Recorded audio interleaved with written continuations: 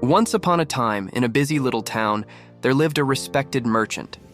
He had two sons, one full of charm and laughter, the other full of silence. The younger son, Rohan, rarely spoke. People called him strange, even foolish. But Rohan wasn't foolish. He was afraid of being wrong, of being mocked, of not being enough. His father, a proud merchant, had no patience for fear. "Why can't you be more like your brother?" he'd say. Each word carved a wound deep inside Rohan, a wound that no one could see, but one that bled silently every day. One evening, after a small mistake, forgetting the name of a traitor, his father's anger filled the house like thunder. "You're hopeless!" he shouted. "You embarrass me!" Rohan stood there trembling until his eyes could no longer hold back tears.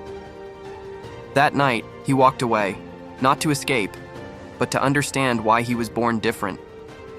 Under the pale light of the moon, by a quiet tree, he met an old man. His eyes were calm, like still water after a storm. The man smiled and said, "You look lost."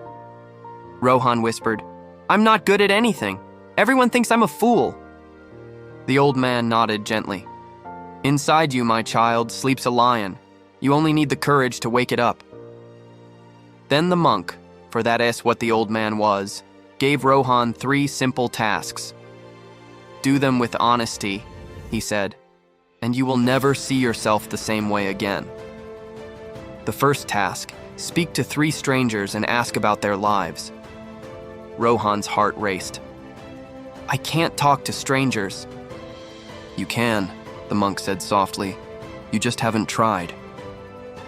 The next morning, Rohan gathered all his courage and approached a fruit seller.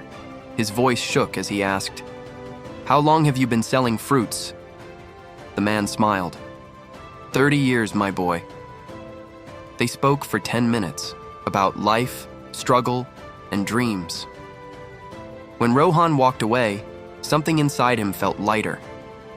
By the time he had spoken to the 3rd stranger, an old tailor, the fear hadn't disappeared, but it had softened. For the first time, silence didn't feel like weakness. It felt like space to grow. The second task, teach a group of children something, anything. Rohan frowned. "But what can I teach?" The monk smiled. "Even a candle that flickers can light the darkness." So Rohan gathered a few children from the street. He taught them how to write their names. He stumbled, stammered, and one boy giggled, but they learned. And when they clapped, Rohan realized something powerful. You don't need to be perfect to make a difference. You just need to try. The third and final task, seek forgiveness. Not for others, but for your own peace. That evening, Rohan walked back to his home. His father opened the door with the same scowl, the same heavy silence. "I'm sorry," Rohan said, "for failing you. But more than that, I'm sorry for never standing up for myself. I don't want to live in fear anymore." For a moment, time froze. His father said nothing, just closed the door. No hug, no apology, no miracle ending. But as Rohan stood there in the night air, a strange peace filled him. Because sometimes, forgiveness isn't about hearing, "It's okay." It's about freeing yourself from the prison of what others think you should be. Monk, reflective tone. Many of us live like Rohan, afraid to speak, afraid to fail, afraid to live. But the truth is, fear loses its power the moment you face it. You see, silence isn't weakness.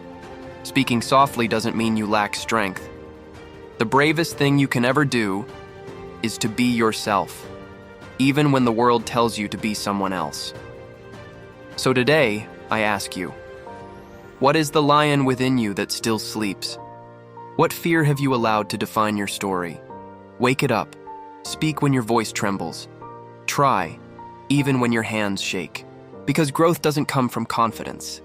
It comes from courage.